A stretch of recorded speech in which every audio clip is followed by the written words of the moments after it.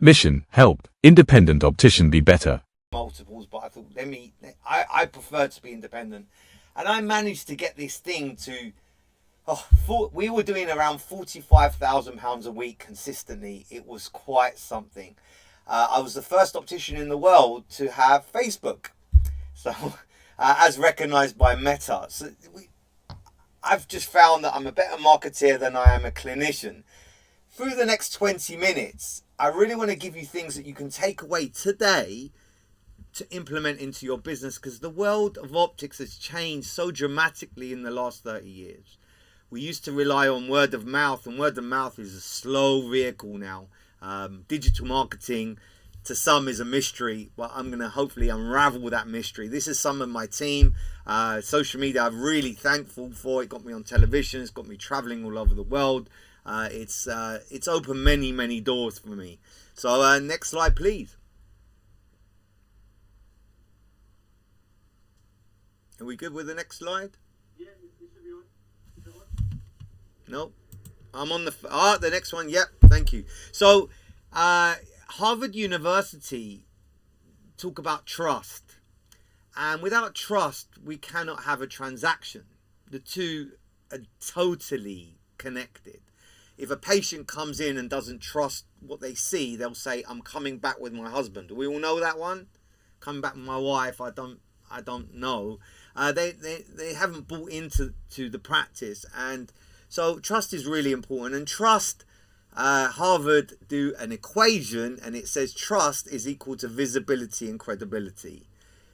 First, we need to be visible before we're trusted. So patients will walk past your practice and they say, oh, I didn't notice you. And you've been in that practice for 20 years and they just never realize you're there.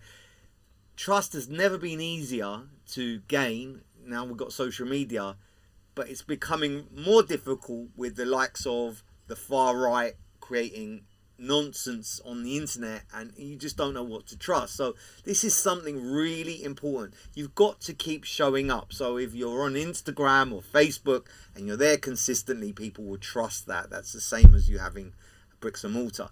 Now, I've seen over the last 30 years some great practices go bankrupt, and I've been an observer of that. I'm very interested. So when I opened my practice, I wanted to know how I can avoid insolvency. I was more interested in that than I was about growing. And people were saying, well, why are you so interested in that? I said, well, if I can avoid it, and I want to know.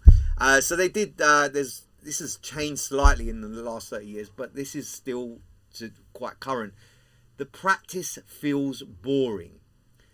And these are studies not done by me, but a company called Vision One. If your chairs haven't been updated for 30 years and wallpaper's coming off, what do you expect? Like, we've got to keep an eye on being relevant and seem reasonably up to date. Negative word of mouth, somebody saying one person over the garden fence or at the school gate was always harmful for your reputation. But now if you've got a bad Google review, that really can be damaging. So you see this badge here, I'm a level 9 Google reviewist. Something you can take away right now is give other businesses reviews, and the more reviews you give, the higher up you go.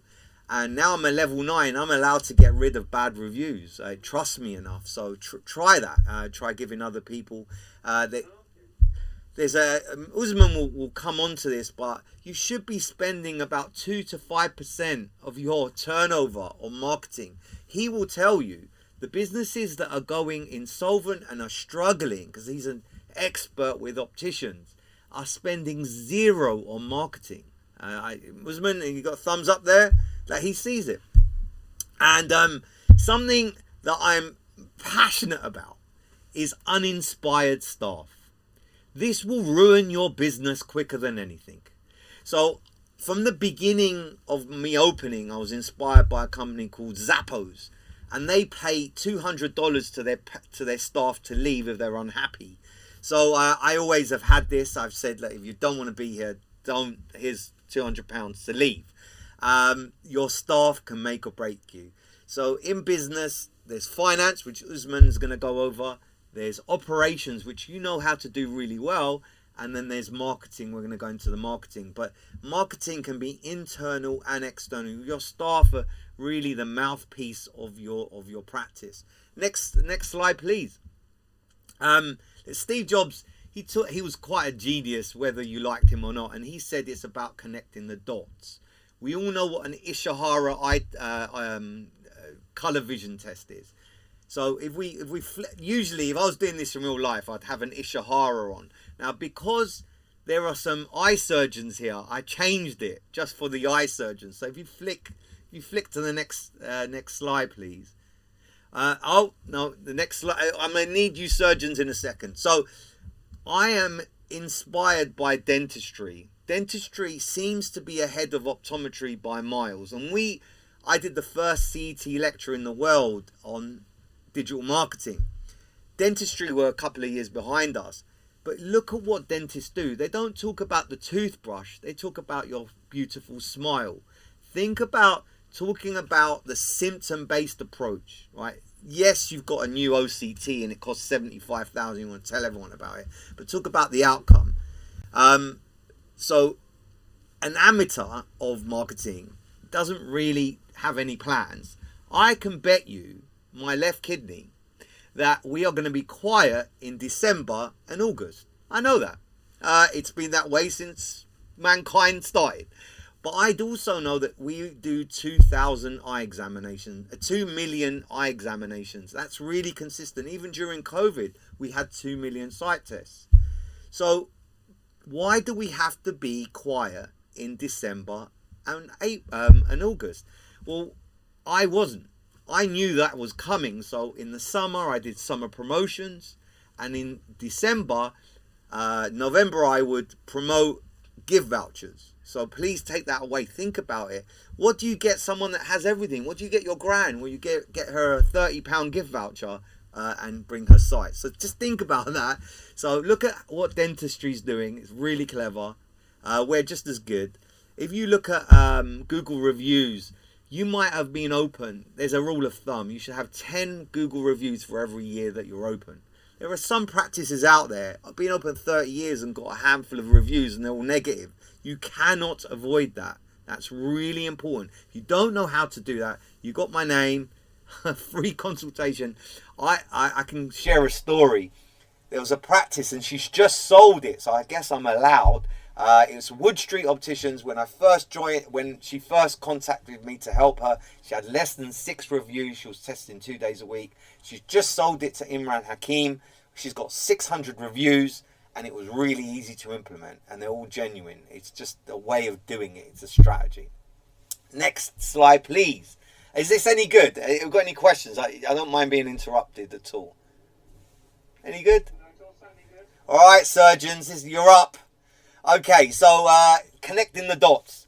If somebody has a dense cataract, there could be some underlying issues there. Am I right in saying that it could be cholesterol, diabetes, maybe undiagnosed? Is that correct, surgeons?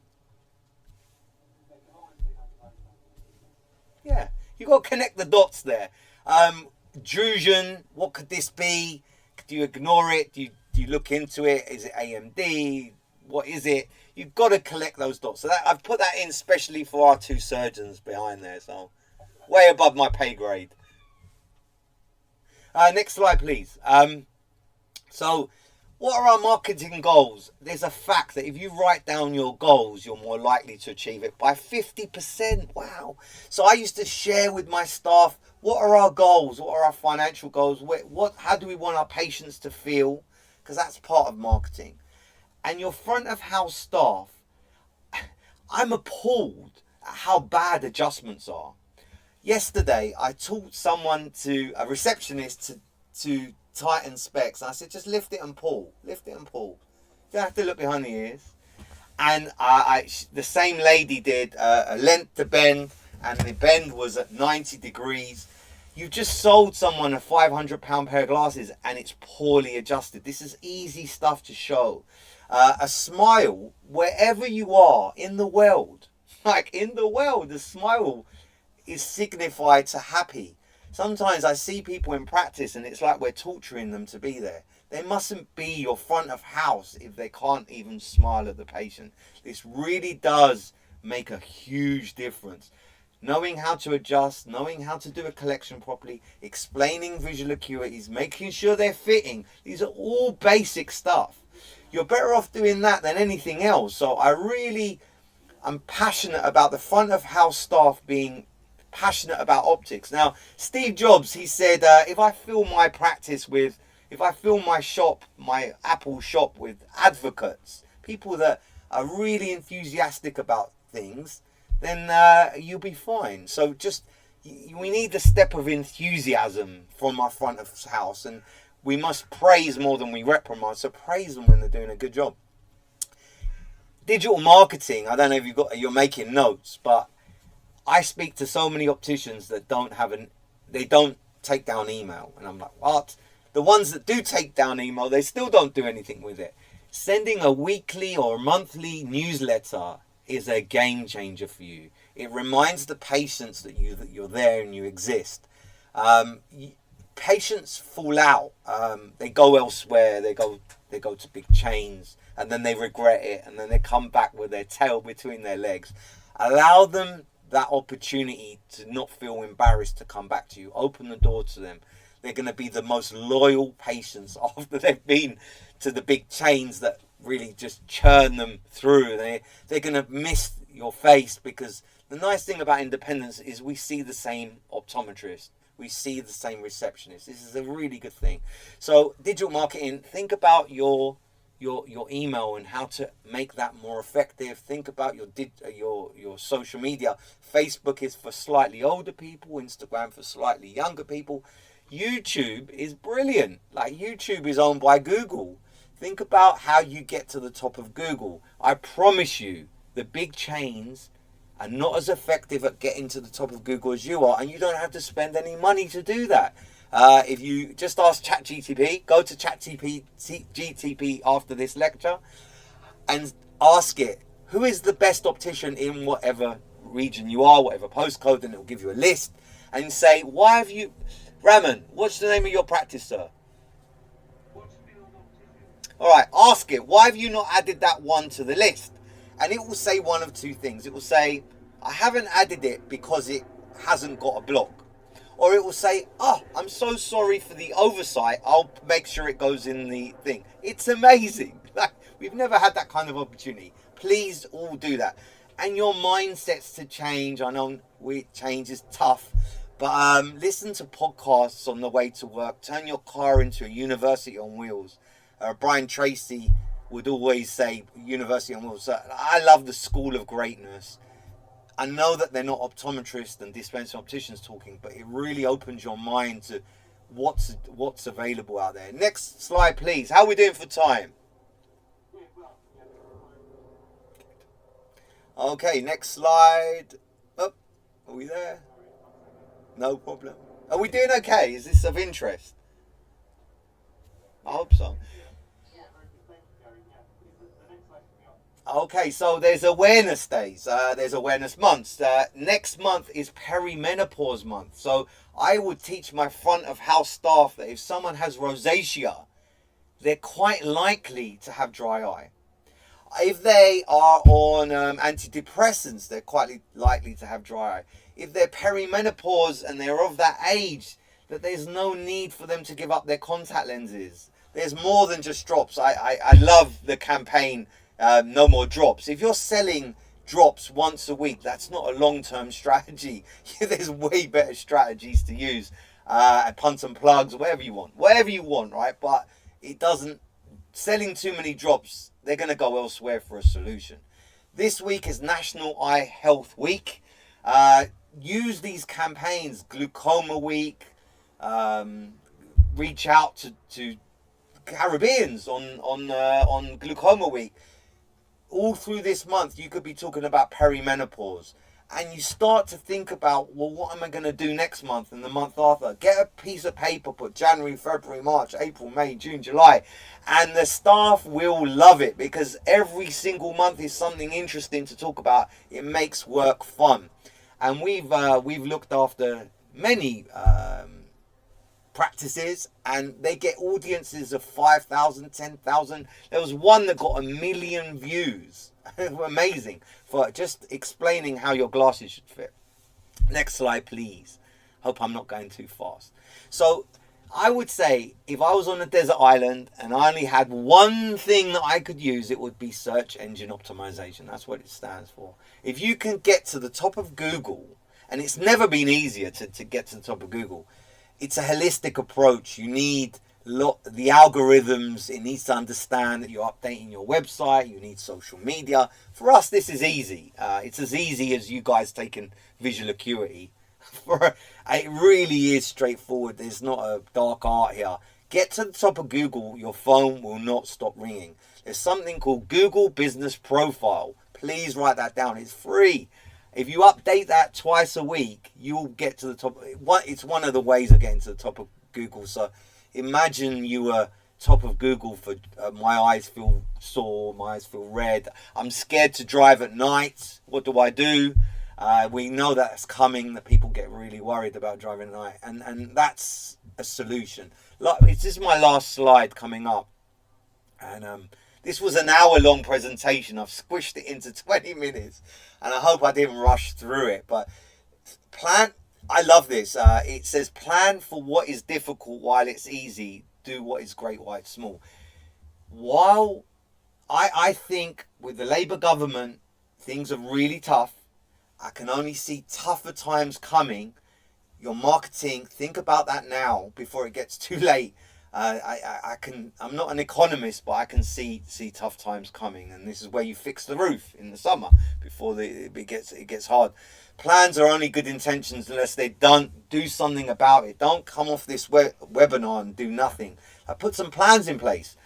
Say I'm going to do at least 3 things. I'm going to start my Google Business Profile. I might look into SEO. I'll speak to my front of house staff just now and again and say, look, how often are we smiling? Check on an adjustment. You'll be amazed at how they don't know. This rule of thumb, if one side's higher than the other, go with a problem. So you take them off and you put the pantoscopic tilt higher on the problem. It's as easy as that. The glasses, they should fit behind your ear like that, not pressing in. These are just simple things. If they don't feel comfortable doing adjustments, then it's just a simple bit of training. That QR code, if you put your camera on that QR code, I'm happy to give for free a consultation to anyone, and we can do an audit. I truly love what we do. It would be a sad, sad world if we didn't have independence. It would be so sad. We should stand by each other. That's why I offered to help